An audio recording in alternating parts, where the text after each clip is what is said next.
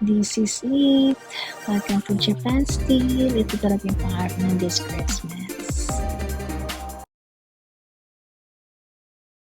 Favorite vacation spot? Favorite spot? Actually kami po ng family ko dahil nga po, hindi naman po, alam naman po talang lahat na lumaki po ako nang wala po talaga kami ng family. And ngayon po na nandito na po ako sa career na to. Ngayon pa lang po ako babawi sa kanila. And ayun po, napangako ko na po sa kanila na this Christmas and New Year, dadalhin ko po yung family ko sa Japan po. Doon po sa tita ko. So siguro yun na po yung magiging best Christmas and New Year namin, family. Kompleto Sama naman po. kami dyan. Sige po, tama.